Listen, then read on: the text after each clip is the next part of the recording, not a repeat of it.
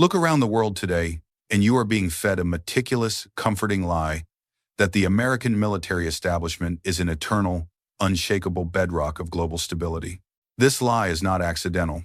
It is a precisely constructed facade built by the architects of endless conflict and astronomical debt. But history, the brutal, unsparing accountant of empires, does not negotiate. It shows us a hidden truth, a mechanical pattern of decline that has swallowed every overextended military power, from the legions of Rome to the mechanized divisions of 1,940 France, and most recently, the sophisticated counterinsurgency in Afghanistan.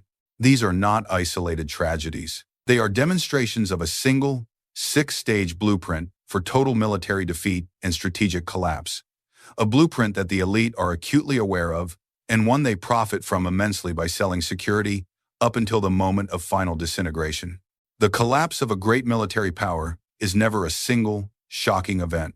It is a slow, methodical process, driven not just by defeats on the battlefield, but by an internal rot that transforms tactical competence into strategic paralysis.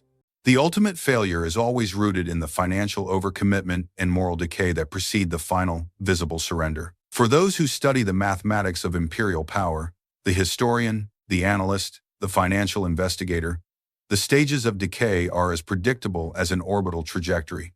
What we are witnessing today is the application of this same mathematical certainty to the world's most sophisticated military-industrial complex. The critical insight, the one deliberately obscured by the narrative architects, is that military collapse is simply the most visible manifestation of an underlying financial and political collapse. The currency fails, and only then do the legions lose their will to fight. The six-stage model of military defeat is an inescapable cycle. Stage 1 is strategic overconfidence. This is where the empire, having achieved a series of decisive victories, begins to believe in its own infinite capability. Resources, both financial and human, are allocated not based on critical strategic threats but on maintaining the illusion of global omnipotence. Stage 2 is logistical strain and financialization. The theater of operations expands far beyond sustainable economic reach. The military apparatus, now too large, becomes a primary economic engine, funded through debt and diverting productive capital. Generals and defense contractors become the new economic elite. Stage 3 is doctrine decoupling. The strategic goals detach entirely from the national interest, shifting toward maintaining the profit margins of the military-industrial complex and satisfying the ideological dogma of the ruling class. Tactics may still be excellent, but the overall strategy serves only the war machine itself, not the state. This pattern is not a theory, it is a structural inevitability. When the architects of power prioritize profit over principle, they engineer a system designed to fail by mechanical precision. The ultimate question for every citizen is not if the pattern applies to their nation, but when the final stage will be reached. The great powers in history, from the Seleucid Empire to the Soviet Union, all followed this structural path. The early signs are always dismissed as transient setbacks, minor budget issues, or temporary political disagreements. This dismissal is the most powerful tool used by the elite to keep the productive class financially engaged in a failing enterprise. The money printing continues, the debt soars, and the machine demands more blood and more capital until the inevitable mathematical conclusion is reached. The collapse is financed long before it is fought. Now, let's deconstruct the architects, the blueprints, and the final stages of the collapse we are currently living through. The historical record is not merely a collection of dates and names. It is the ultimate laboratory for analyzing the mechanics of decline. We can deconstruct the process of decay by examining three distinct military failures: the Western Roman Empire, the French Third Republic in 1940, and the two-decade entanglement in Afghanistan. Each serves as a perfect demonstration of the six-stage defeat mechanism, confirming the mathematical precision of the pattern. Consider the Roman experience, the quintessential example of decline via financialization. The transition from the efficient, citizen-soldier army of the Republic to the expensive, professionalized legions of the late Empire perfectly illustrates the shift from Stage 1 to Stage 2, strategic overconfidence yielding to logistical strain. The Empire's expansion created an enormous military overhead, necessary to police an increasingly restless frontier. However, the true strain was not physical, but fiscal. Rome's economic architects continuously debased the currency, first the denarius and then the antoninianus, to meet the soldiers' demands and fund ambitious building projects, accelerating Stage 2. This monetary policy was the core rot, transforming military might into a gigantic entitlement program that could only be financed through inflation and ever-increasing debt. By Stage 3, doctrine decoupling was absolute. The army's primary function became not winning decisive victories against external threats, but extracting taxes, suppressing internal revolts, and protecting the wealth of the senatorial class. When the borders finally crumbled in Stage 5, the soldiers were not motivated by patriotism or loyalty to the state, but by who could offer them a better, more reliable payment. The final Stage 6, catastrophic strategic failure, was simply the logical conclusion of centuries of economic negligence and monetary fraud. The French defeat in May 1940, often wrongly attributed to mere tactical failure, was fundamentally a Stage 4 economic and ideological collapse. In the 1,920 seconds and 30 seconds, the French command, suffering from acute strategic overconfidence, Stage 1, derived from their victory in 1918, invested everything in the fixed, defensive Maginot Line, an enormous financial commitment that guaranteed logistical strain. Stage 2. The architects of this doctrine were not planning for the next war. They were planning to avoid the previous one. This led directly to Stage 3, doctrine decoupling. The French military machine became sclerotic, tied to a defensive mentality that prioritized expensive, static fortifications over mobile, integrated offense. The financial elite viewed the Maginot Line as the ultimate guarantee, allowing them to continue profiting from the interwar economic stasis. Stage 4 is systemic institutional inflexibility, where the command structure becomes incapable of processing new data or adapting to a rapidly changing operational environment. When the German Blitzkrieg circumvented the Maginot Line, the French High Command literally could not comprehend the new speed of warfare. Their rigid protocols and bureaucratic inertia locked them into a 1,918 mindset, ensuring the rapid descent into Stage 5, loss of operational cohesion, and the final, crushing Stage 6 surrender. The military failure was merely the symptom of an intellectual and institutional failure funded by years of peacetime complacency. Finally, the U.S. experience in Afghanistan provides a rapid cycle case study of the same model. The initial invasion was a clear Stage 1. Strategic overconfidence in the ability to project overwhelming force and successfully engineer a society. The subsequent 2 decades were a textbook. Stage 2. Logistical strain. Trillions of dollars were poured into an endless, debt-funded war, primarily benefiting defense contractors and the vast logistical support network. The transition to Stage 3, doctrine decoupling, was stark. The mission was no longer about national security.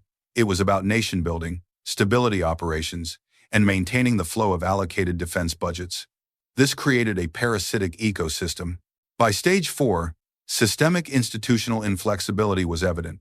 The military command continued to publish optimistic reports and maintain the status quo, even as on-the-ground intelligence screamed of inevitable failure. The institution, driven by budget cycles and careerism, became incapable of executing an exit strategy, remaining paralyzed by its own bureaucracy. The result was the rapid Stage 5, the Afghan military's loss of operational cohesion, followed by the humiliating Stage 6 collapse in 2021.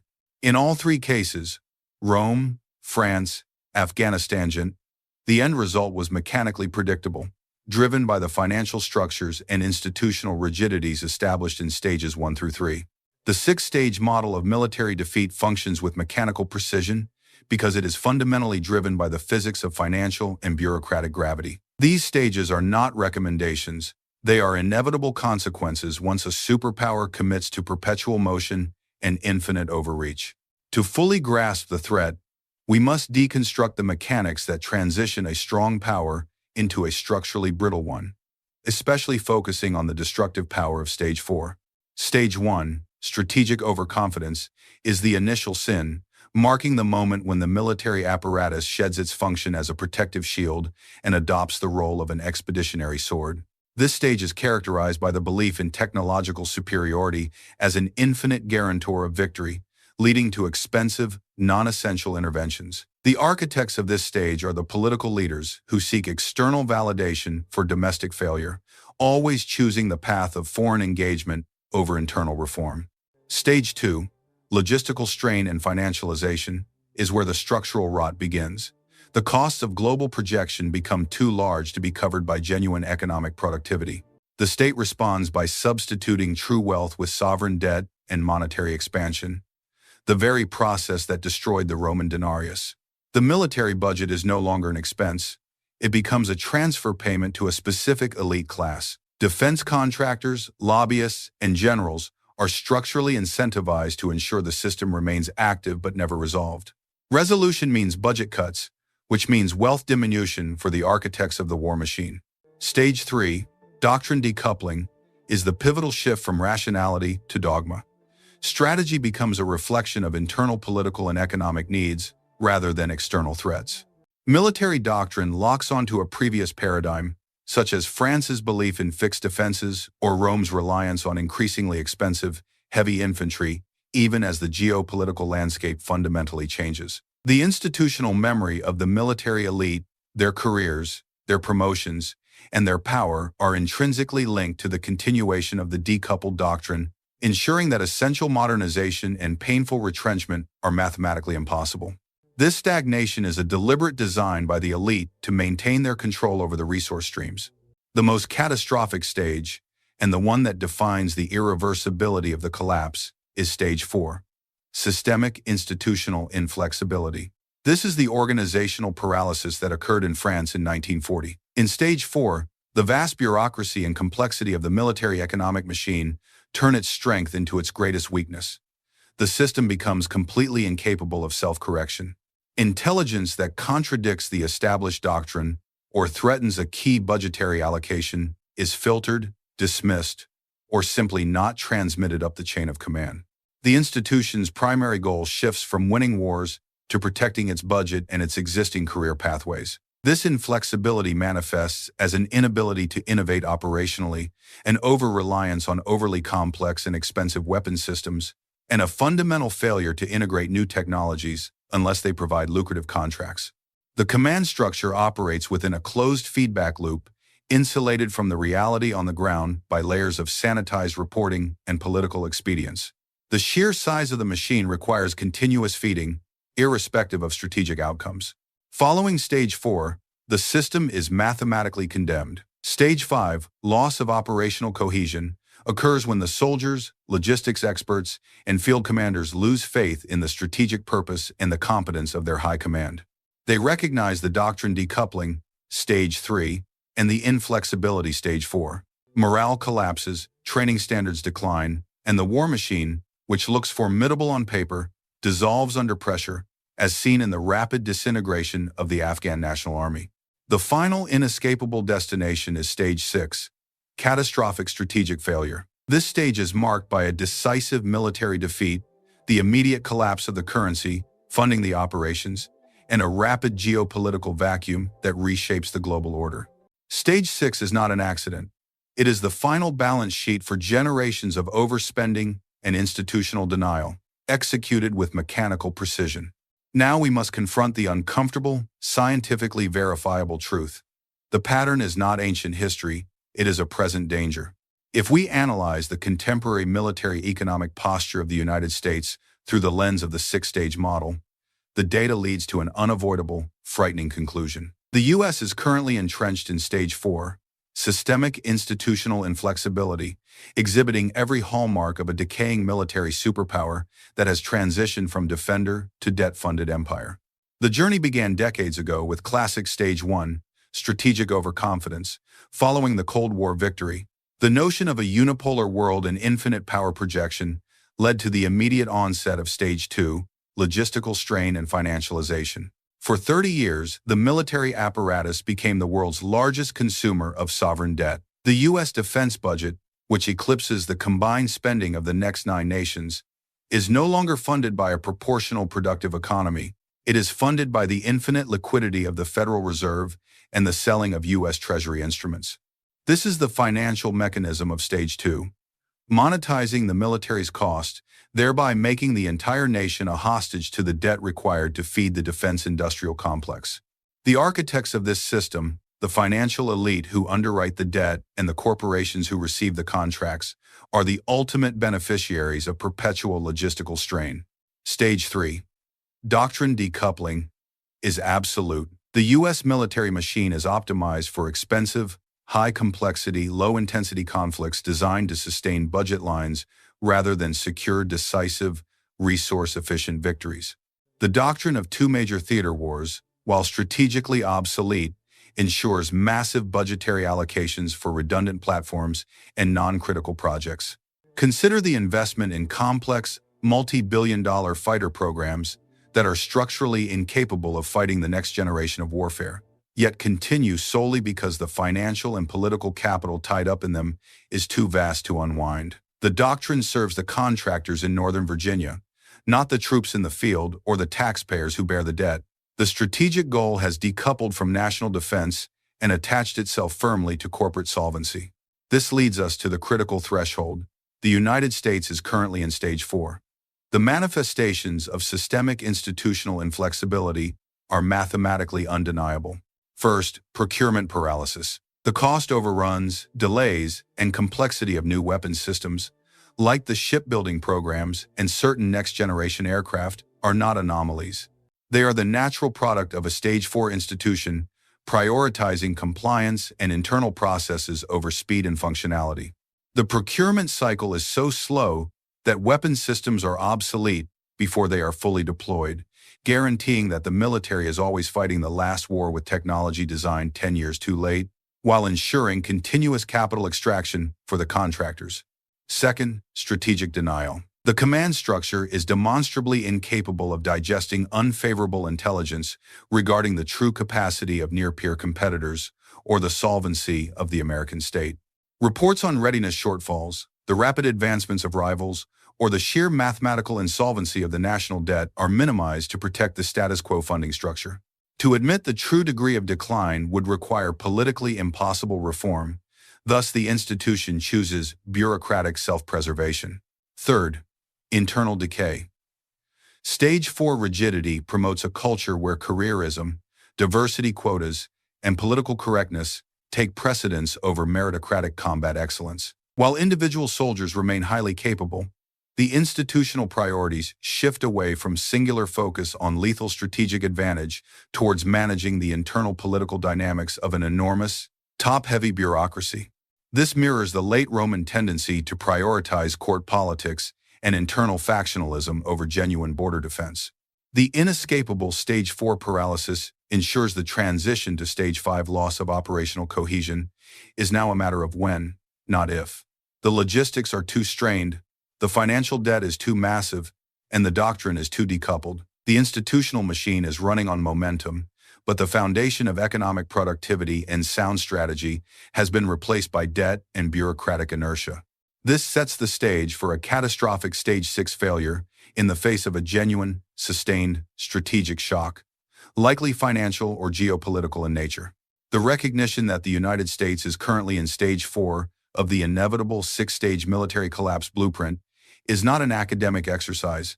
It is the ultimate imperative for financial survival. Stage 4 ensures that the system cannot pivot or correct its trajectory.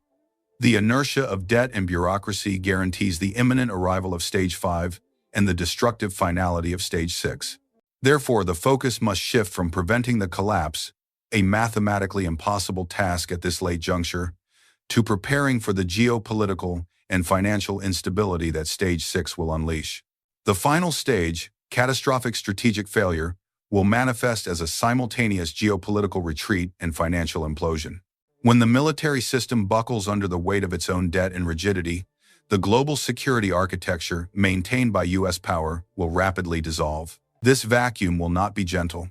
It will trigger a chaotic, multipolar world where regional conflicts proliferate and the established rules of trade and currency are violently rewritten. The immediate, inescapable consequence for every person is the collapse of confidence in the reserve currency status of the dollar, which has for decades been implicitly guaranteed by the very military power now in decline. The financial architects of this system, The elite, who profited immensely from Stage 2 financialization, are already positioned for the transition. They hold wealth and assets uncorrelated to the sovereign debt they help create. For the informed observer, survival hinges on adopting a similar defensive posture. First, one must recognize that the infinite liquidity that has funded the military Stage 4 expenditures is now mathematically unstable.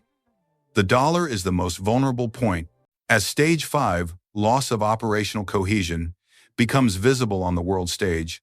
Through inevitable strategic missteps or geopolitical losses, international confidence will evaporate. This necessitates a strategic pivot away from paper assets tied to the sovereign state. This is not mere speculation. It is a defensive move against the inevitable currency debasement required to fund a failing apparatus. Second, the geographical and political risks will increase dramatically. Stage 6 generates resource competition and supply chain disruptions as guaranteed security lanes disappear. This means preparedness must extend beyond financial assets to physical resilience. Localized, tangible assets, whether they are critical supplies, productive land, or essential skill sets, will retain value when paper promises fail.